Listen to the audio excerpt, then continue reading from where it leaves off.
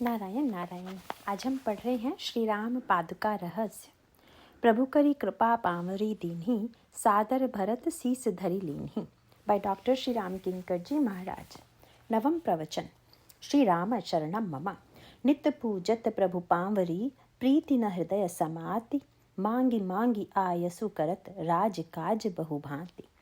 भगवान श्री रामभद्र और जगत जननी श्री जानकी जी की महती अनुकंपा से भगवान लक्ष्मी नारायण के इस पावन प्रांगण में अनुष्ठित होने वाला यह 9 दिवसीय कार्यक्रम आज विश्राम की दिशा में बढ़ रहा है। अभी सौजन्यमयी श्रद्धामयी श्रीमती सरला जी बिरला मुझे धन्यवाद देते हुए कह रही थी कि विगत कितने वर्षों से उन्हें आशीर्वाद प्राप्त हो रहा है। भाई, आशीर्वाद देने की सामर्थ्य व्यक्ति में नहीं होती, वस्तुतः जो श्रद्धा विश्वास एवं आस्था इन दंपत्ति सौभाग्यवती श्रीमती सरला जी बिरला तथा श्री बसंत कुमार जी बिरला में विद्यमान है, उसी के परिणाम स्वरूप इस तरह के अनुष्ठान अनेकानेक वर्षों से चल रहे हैं। यह दंपत्ति एक दूसरे के प्रति पूर्ण समर्पित और पूरक रूप से जिस तरह से अनुष्ठान और समाज के अनेकानेक सेवा कार्यों में रत हैं, इसके लिए वे प्रशंसनीय हैं। श्रीमती सरला जी की अनहद की झंकार तथा श्री बसंत कुमार जी की स्वांत सुखाय ये कृतियाँ साहित्य के रस से युक्त हैं। संगीत की दिशा में इनके भक्तिमय पद तथा अन्य अनेक दिशाओं में इन दोनों के अनेकानेक योगदान हैं। मैं इन दंपत्ति के प्रति मंगल कामना करता हूँ कि इनकी उन्नति चतुर दिशा में होती रहे तथा इनकी श्रद्धा भक्ति की भावना निरंतर वर्धमान हो। श्री जाजू जी के प्रशंसा के भाव को मैं इस रूप में देखता हूँ कि वह मेरे प्रति न होकर गोस्वामी जी के प्रति हैं, और ठीक भी हैं, क्योंकि कवि ने कवि को पहचान लिया। यह गोस्वामी जी की पंचशती का वर्ष है। उनके जन्म के 500 वर्ष पूरे होने जा रहे हैं। तुलसीदास जी ने जिन परिस्थितियों में जन्म लिया था, वह कष्ट और दरिद्रता दीनता की पराकाष्ठा थी। इस संदर्भ में वही दृष्टांत सामने आता है जो भरत के संदर्भ में रामचरितमानस में कहा गया। प्रश्न यह है कि भरत कैसे हैं? प्रारंभ में तो श्री भरत को समझने में प्रजा असमर्थ थी, इसीलिए लोगों ने उनकी निंदा यह कहकर की कि कोदो एक प्रकार का धान्य जो कम मूल्य वाला होता है, कि बाली में क्या अच्छा धान्य पैदा हो सकता है, और क्या काली सीपी में मोती पैदा हो सकता है। फरई की कोदव बाली सुसाली, मुकुता प्रसव की संबुक काली। पर जब भरत की महिमा का ज्ञान हुआ तो धारणा बदल गई। उनसे पूछा गया कि तुम लोग तो कहते थे कि कैकई का बेटा कैकई की ही तरह होगा, अब तुम्हारी क्या धारणा है? तो भाई, तर्कों की कमी तो लोगों के पास होती नहीं है। उन्होंने यही कहा कि जैसे सर्प से मणि का जन्म होता है, पर मणि में सर्प का कोई दोष नहीं होता, इसीलिए यदि कैकई रूपी सर्पिणी से भरत का जन्म हुआ तो इसमें आश्चर्य की बात नहीं है। अहि अघ अवगुण नहीं मनि गहि, हरई गरल दुख दारिद दहहि। गोस्वामी जी भी अत्यंत कठोर हृदय वाले पिता के घर में जन्मे थे। पिता ने अत्यंत निर्ममता से उस अबोध बालक का परित्याग कर दिया। वह अभागा बालक माता पिता के वात्सल्य से वंचित रहा। आगे चलकर उस बालक का जीवन जब गुरु संत और भगवान राम की कृपा से धन्य बना, तब उन्होंने हमें जो दिव्य वस्तु प्रदान की, वह है श्री रामचरितमानस के रूप में राम कथा। सच पूछा जाए तो दुख सुख मान अपमान आदि जीवन का कोई भी ऐसा पक्ष नहीं है जिसका गोस्वामी जी ने दर्शन न किया हो, अनुभव न किया हो, और उसे लेकर उन्होंने मानव जीवन की समस्याओं का समाधान न दिया हो। उनके द्वारा वर्णित जो अनेक महान पात्र हैं, उनमें अन्यतम श्री भरत हैं। उनके संदर्भ में तुलसीदास जी ने यही कहा कि यदि मेरे सामने श्री भरत चरित्र न होता, भरत प्रेम न होता, तो मैं भगवान राम के सम्मुख होने में सक्षम न होता। इस बात की स्वीकारोक्ति वे अयोध्या कांड के अंतिम छंद में इस रूप में करते हैं कि सिय राम प्रेम पीयूष पूरन, होत जन्म न भरत को, मुनि मन अगम जम नियम सम, दम विषम व्रत आचरत को, दुख दाह दारिद दंभ दूषण, सुजस मिस अपहरत को। अगर श्री भरत का जन्म न हुआ होता तो प्रेम की परिपूर्णता का दर्शन कैसे होता।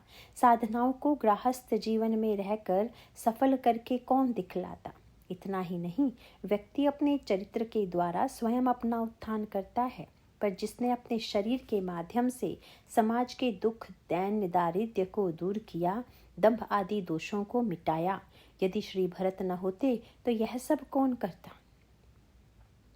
पर गोस्वामी जी सबसे अंत में कहते हैं कि भरत जी के जन्म न लेने से ये सब हानियां तो थी ही, पर मेरी एक ऐसी हानि होती जिसकी पूर्ति हो ही नहीं सकती थी। वह हानि क्या है? उन्होंने कहा, यदि श्री भरत का जन्म न हुआ होता तो मुझ जैसे दुष्ट व्यक्ति को भगवान राम के सम्मुख कौन पहुंचाता। कलिकाल तुलसी से सठिन, हठि राम सन्मुख करत को। इस पंक्ति से स्पष्ट है कि उनके आराध्य और आदर्श श्री भरत ही हैं। श्री भरत के जीवन की विशेषता यह है कि मानव जीवन को वे जो आलोक प्रदान करते हैं, वह देश, काल और व्यक्ति विशेष के जीवन से ही जुड़ा हुआ न होकर सबके लिए समान रूप से उपादेय है। चित्रकूट के संवाद में गुरु वशिष्ठ भगवान राम से कहते हैं कि तुम श्री भरत की प्रार्थना को सुनो, पर साथ ही साथ उन्होंने एक वाक्य यह भी जोड़ दिया कि भरत की प्रार्थना को सुनकर उसे तुम मान ही लो, यह आदेश मैं नहीं दूंगा। भरत विनय सादर सुनई। भरत की प्रार्थना को आदर पूर्वक सुनिए, उसके पश्चात करई विचारी बहोरी। उनकी प्रार्थना को 4 कसौटियों पर परख कर देखिए, और यदि वे खरी हैं तो मान लीजिए, अन्यथा अस्वीकार कर सकते हैं। 4 कसौटियां बताते हुए वे कहते हैं कि करब साधु मत लोक मत, नृपतनय निगम निचोरी। उनकी प्रार्थना यदि साधु मत, लोक मत, राजनीति और वेद, इन चारों की दृष्टि से स्वीकार करने योग्य हो तो स्वीकार कर लीजिए। पर भगवान राम ने भरत जी की बात सुनकर जो वाक्य कहा, उससे श्री वशिष्ठ जी आश्चर्य में पड़ गए कि क्या श्री राम यह बात सोच विचार करने के बाद कह रहे हैं, अथवा इन्होंने बिना सोचे ही कह दिया। उस समय भगवान राम के मुख से यही निकला कि भरत कहई सोई किए भलाई। जो भरत कहेंगे उसी में सबका भला है। वे श्री भरत को यह आश्वासन भी दे देते हैं कि तुम्हें संकोच करने की कोई आवश्यकता नहीं है। तुम जो कह दोगे उसे आज मैं अवश्य स्वीकार कर लूँगा। मनु प्रसन्न करी सकुच तजी, कहु करऊँ सोई आजु।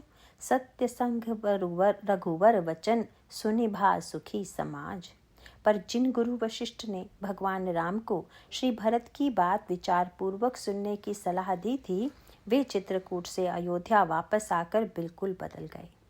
वर्णन आता है कि श्री भरत ने जब गुरु वशिष्ठ के चरणों में जाकर प्रणाम करते हुए यह प्रार्थना की कि यदि आपकी आज्ञा हो तो प्रभु की चरण पादुका को सिंहासन पर पधराकर मैं नियम पूर्वक रहूं, तो जो गुरु वशिष्ठ चित्रकूट में भरत के वाक्यों पर विचार पूर्वक निर्णय लेने की बात कह रहे थे, उसे साधु मत, लोक मत आदि कसौटियों पर परखने की बात कह रहे थे, वे आज वैसी कोई बात न कहकर यह कहते हैं कि भरत, मैं तो यही समझता हूँ कि समुझब कहब करब तुम जोई, धर्म सारु जग हो ही सोई।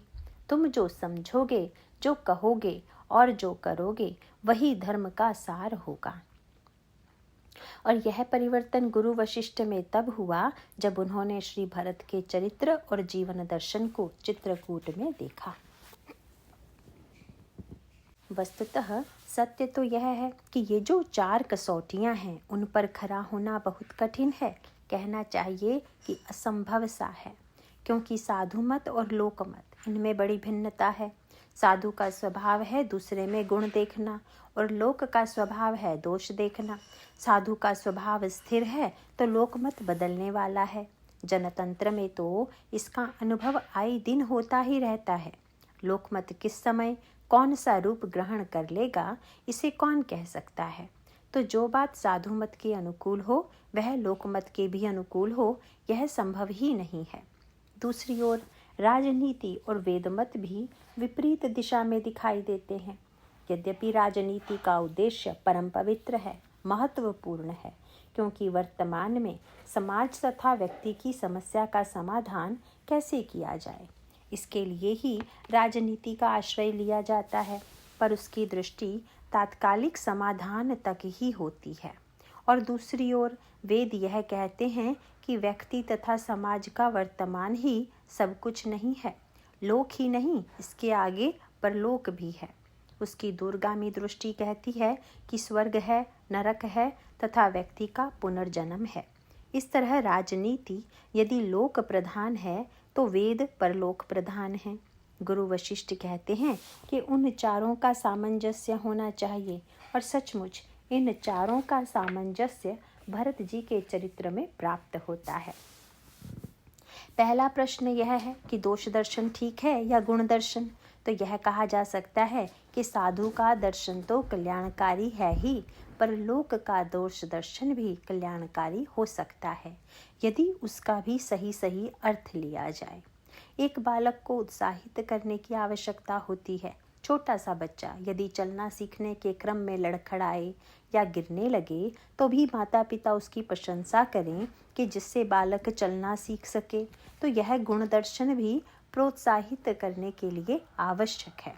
पर दूसरी ओर विद्यालय में शिक्षक तो यही चाहेगा कि बालक का उच्चारण दोष मुक्त हो, अतः वहाँ यदि बालक तुतला कर बोलता है तो शिक्षक उसकी आलोचना करेगा।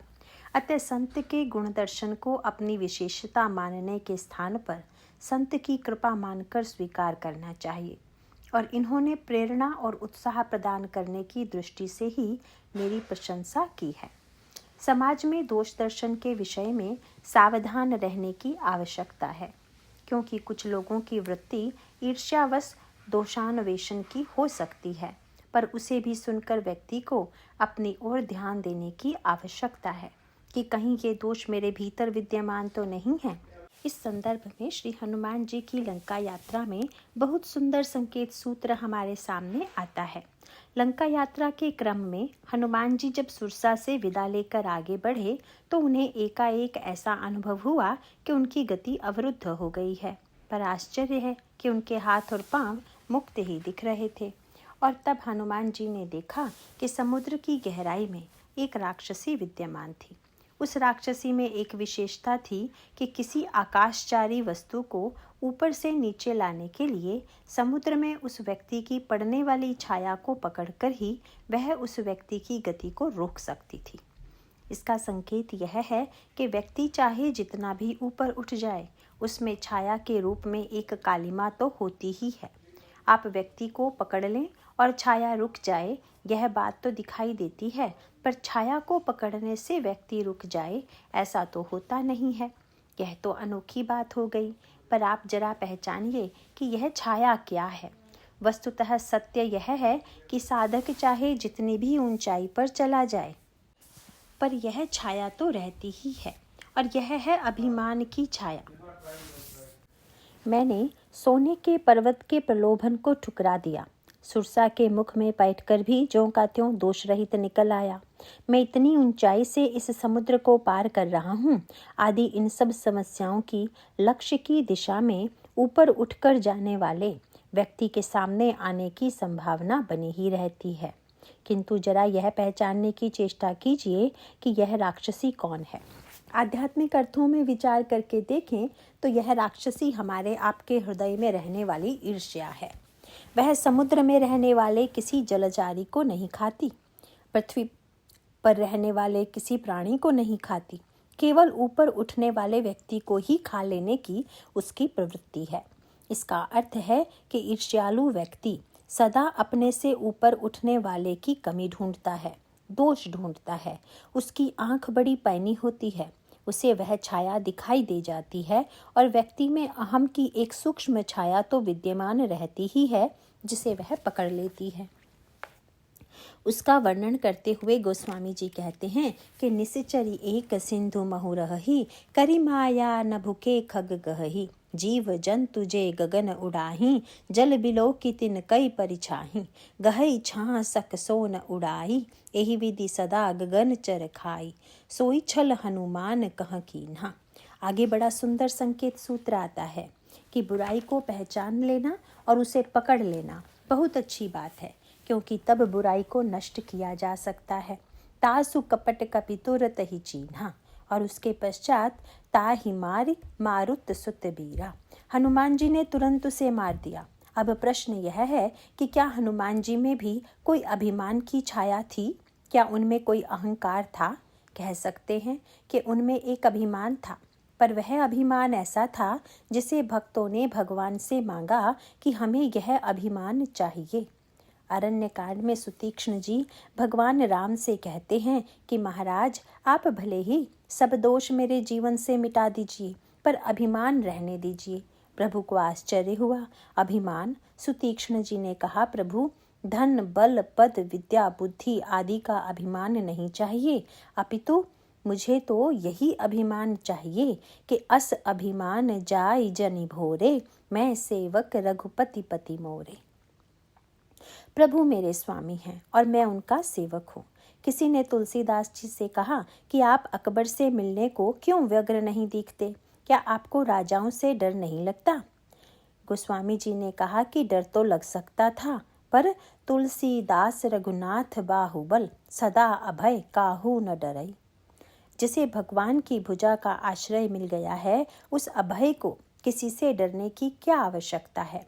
मानो हनुमान जी दास भावना के अहम को स्वीकार कर लेने में दोष नहीं देखते, बल्कि रामायण में वे कहते हैं, दासो हम कौशलेन्द्रस्य रामस्या क्लिष्ट कर्मणः हनुमान शत्रु सैन्यानाम निहंता मारुतात्मजः। मैं भगवान राम का दास हूँ। और रावण ने भी जब उनसे पूछा कि तुम कौन हो, तो हनुमान जी ने यह नहीं कहा कि मैं पवन पुत्र हूँ, अंजना के गर्भ से मेरा जन्म हुआ है, अपितु वे यही कहते हैं कि जाके बल लवलेस ते जिते हु चिराचर झारी, तासु दूत मैं जाकरी हरि आने हूँ प्रिय नारी। वस्तुतः भगवान के संबंध का अभिमान तो परम कल्याणकारी है, और यह अहम हनुमान जी के जीवन में बार बार दिखाई देता है। उनके दासत्व का यह अभिमान भगवान को भी अत्यंत प्रिय है।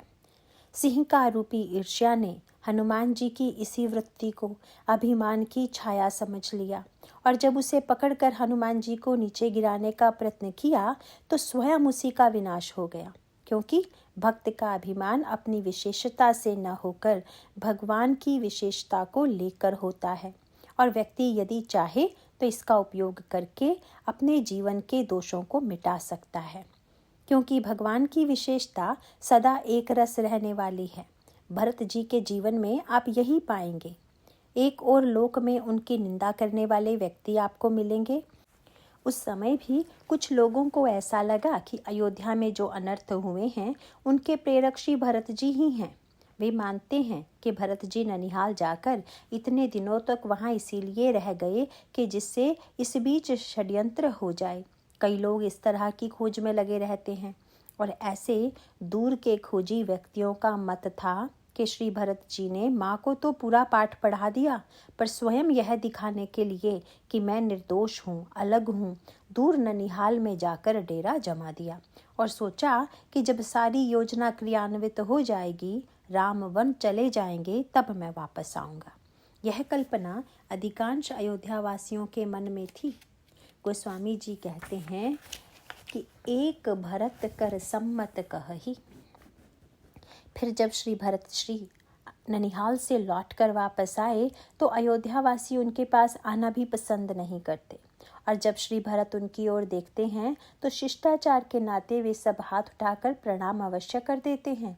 पुरजन मिलहि न कहई कछु, गवहि जो राहरि जाहि। अयोध्यावासी प्रणाम करके इस डर से कि भरत कहीं कुछ बोल न दें, मुंह फेर कर चुपचाप चले जाते हैं। पर श्री भरत ने कभी इस दोष दर्शन को निंदा के रूप में नहीं देखा। उन्होंने तो यही कहा कि ये लोग मेरे बारे में जो कहते हैं वह बिल्कुल ठीक कहते हैं। उनका तर्क यही था कि महारानी कैकई ने वरदान मांगा, इससे तो लगता है कि दोष उनका है, पर यह बात ठीक नहीं है। वस्तुतः दोष तो मेरा ही है, क्योंकि उनको यह भरोसा रहा होगा कि मैं राज्य ले लूँगा, तभी तो उन्होंने इतना बड़ा कलंक लिया। पिताजी की मृत्यु और वैधव्य का दुख भोगा, उनके मन में यह विश्वास था कि भरत लोभी है, राज्य ले सकते हैं, इसीलिए यह तो मेरे ही चरित्र की कमी है। सचमुच यह बड़ी कठिन कसौटी है। जिस व्यक्ति को क्रोध आ जाए, दोष उसका है यह बात तो कही जाती है, पर सामने वाले को क्रोध आने के मूल में कारण मैं हूँ, यह बात बिरले व्यक्तियों को ही समझ में आती है।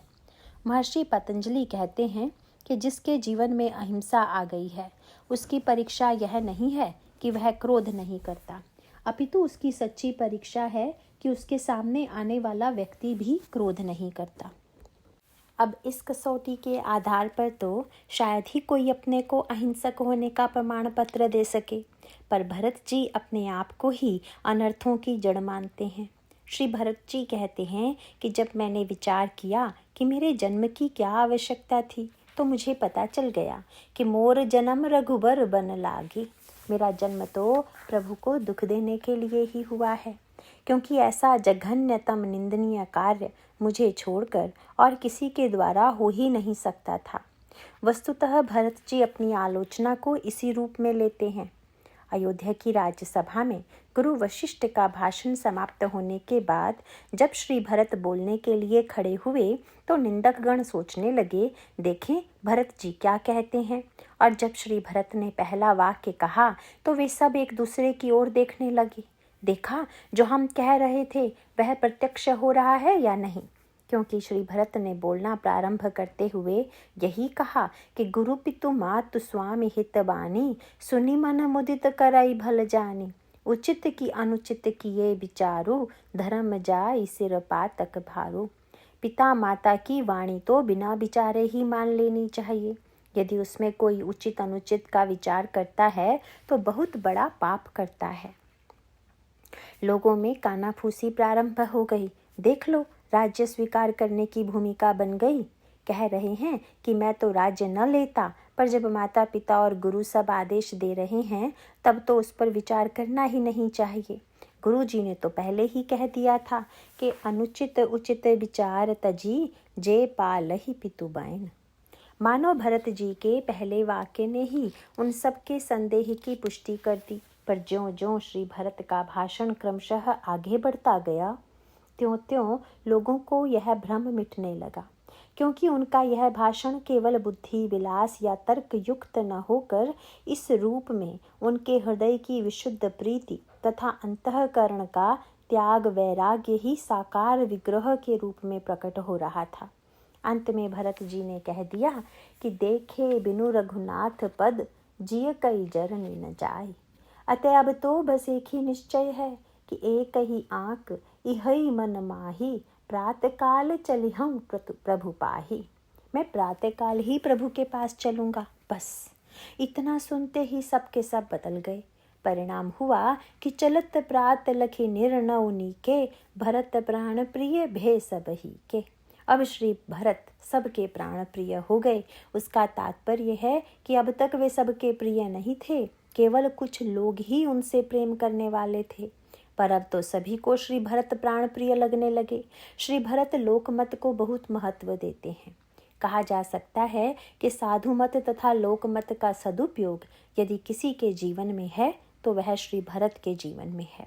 इसी प्रकार वेद मत और राजनीति का भी अद्भुत समन्वय उनके जीवन में दिखाई देता है। श्री भरत को राज्य चलाने का भार दिया गया। यद्यपि सभी लोगों के सिर पर किसी न किसी प्रकार का भार होता ही है। परिवार, समाज, जाति, देश और विश्व आदि से जुड़े कर्तव्य और धर्म के भार से व्यक्ति मुक्त नहीं रह सकता, किंतु भार का निर्वाह कैसे किया जाए? वैसे देखा यह जाता है कि अधिकांश लोग तो भार का बहाना बनाकर स्वयं भार बन जाते हैं। राजा अथवा शासक दिखाने की चेष्टा करे तो यह करे कि वह प्रजा का भार हल्का करना चाहता है, पर यदि उसका वास्तविक उद्देश्य भोग, सत्ता और स्वार्थ पूर्ति हो तो वह समाज के लिए एक ऐसा बोझ बन जाता है जिसे उतार पाना भी कभी-कभी अत्यंत कठिन हो जाता है। और यदि कोई राजा सत्ता के इस भार को उठा लेता है तो उसे यह अभिमान हो जाता है कि मैंने इतना बड़ा भार उठा लिया। किंतु श्री भरत का चरित्र मानो यह सिखाता है कि न तो भार बनिए और न भार उठाने का अभिमान पालिए। हमारे लिए यह तब तक संभव नहीं है जब तक हम इस सूत्र को समझ नहीं लेते। गुरु वशिष्ठ ने कहा था कि भरत, तुम राज्य स्वीकार कर लो, फिर 14 वर्ष के पश्चात श्री राम के वापस आने पर उन्हें सौंप देना।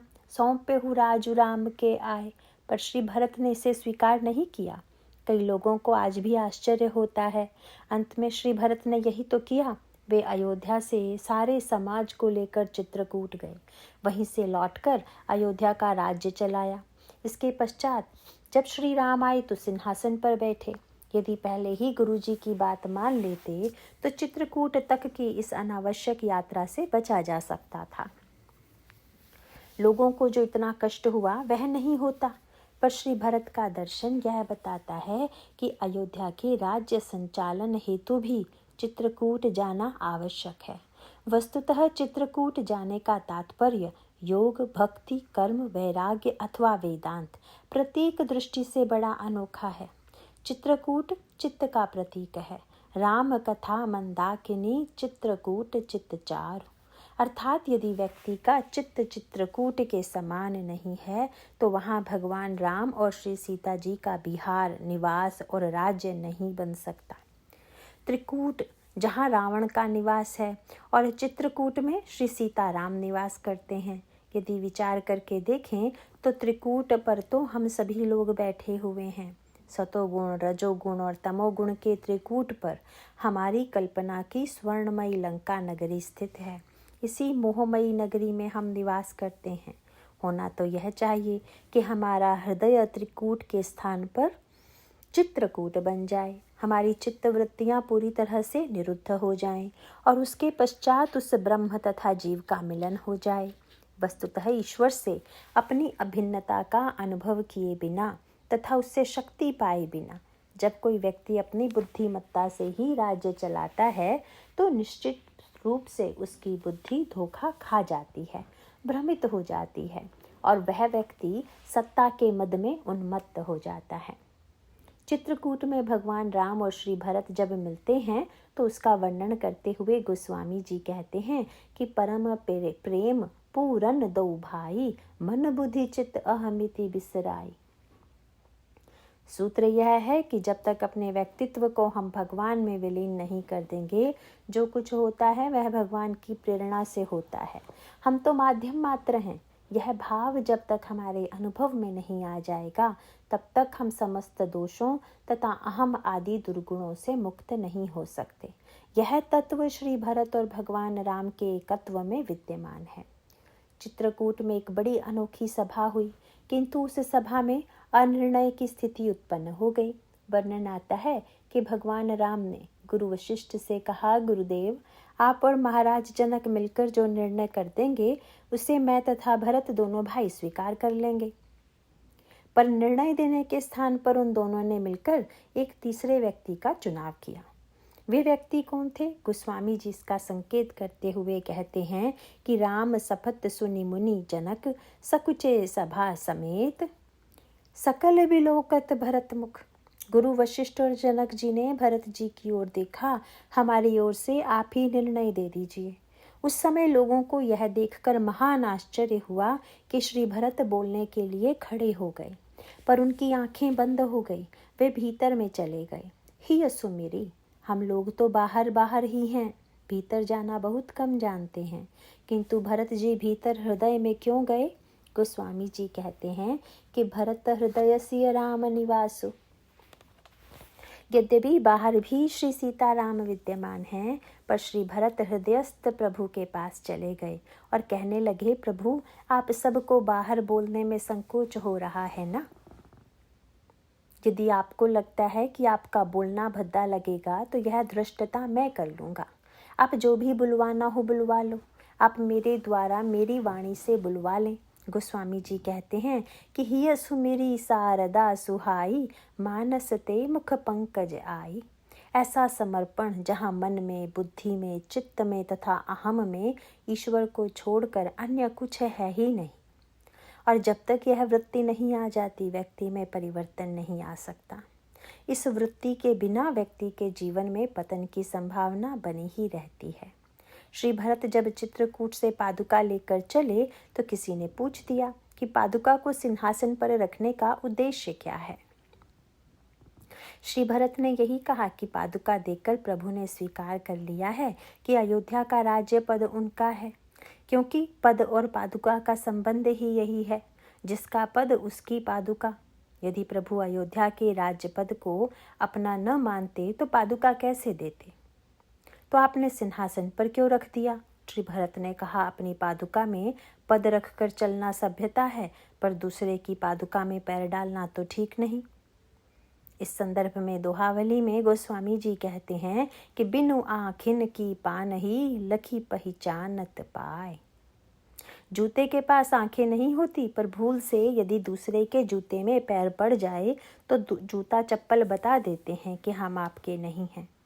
तब सभ्य व्यक्ति तुरंत अपना पैर निकाल लेता है, पर जो उसे चुराने आया होगा वह भला क्यों निकालेगा? श्री भरत का तात्पर्य है कि शासन करने वाले को सर्वदा सावधान रहना चाहिए। उसे यह ध्यान रखना चाहिए कि पद और पादुका दोनों भगवान के हैं। अब यदि हम उसमें अपने आप को स्थापित करने का प्रयास करेंगे तो मद आए बिना नहीं रहेगा।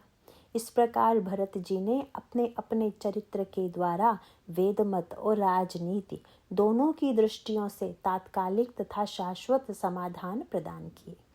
यद्यपि लोक कल्याण श्री भरत के चरित्र में स्पष्ट रूप से दृष्टिगोचर होता है, पर परलोक की सिद्धि भी उनके माध्यम से होती है। भगवान राम ने कहा, भरत, यदि कोई तुम्हारे ऊपर कुटिलता का संदेह करेगा तो उसके लोक और परलोक दोनों ही नष्ट हो जाएंगे। उर आनत तुम पर कुटिलाई, जाई लोक परलोक नसाई। इसे सुनकर लक्ष्मण जी तथा निषाद राज को थोड़ा दुख हुआ, क्योंकि इन दोनों महापुरुषों ने भरत जी को कुटिल समझ लिया था।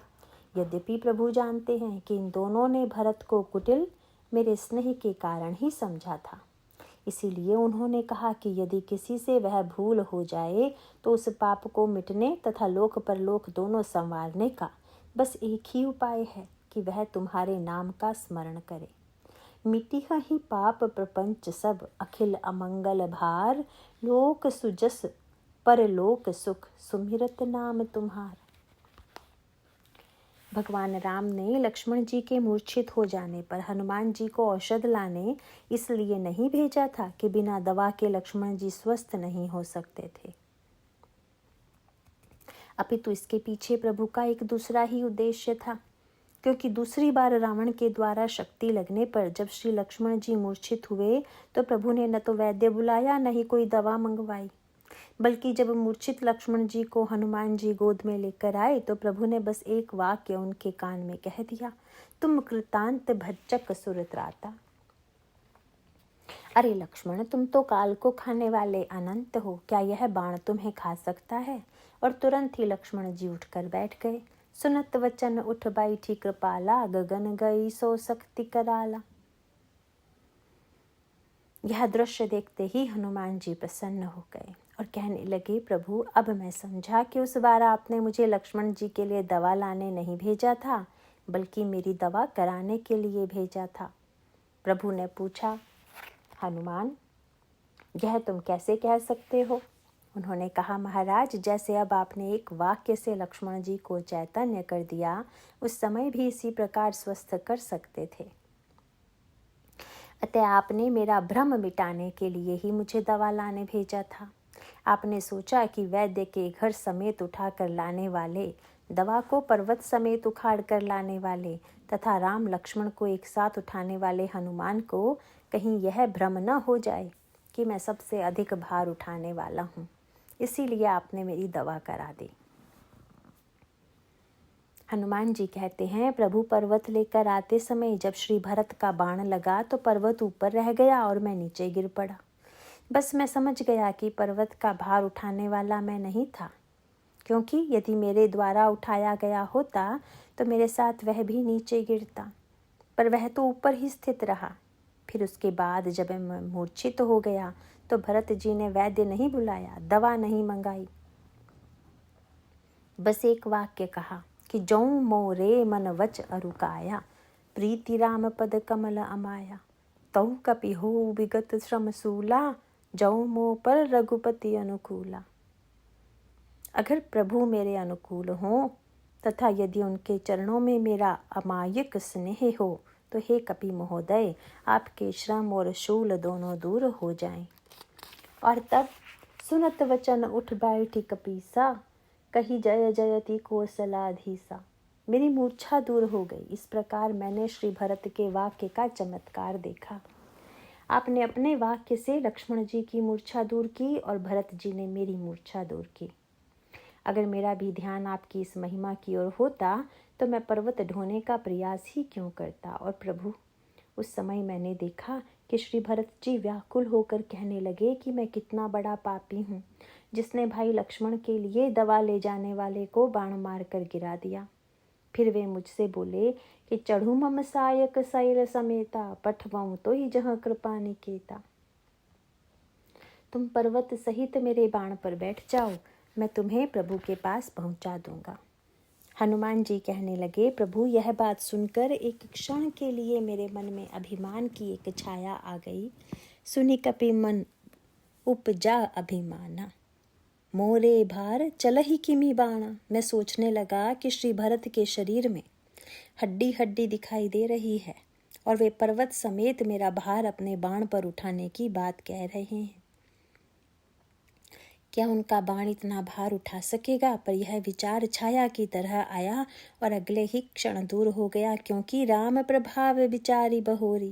मुझे तुरंत आपके प्रभाव का स्मरण आ गया और यह विचार भरत जी ने जो वाक्य कहा था उसी के द्वारा जागृत हुआ, क्योंकि उन्होंने कहा था कि पठवऊं तो ही जहाँ कृपा निकेता। प्रभु तो कृपा निकेत हैं।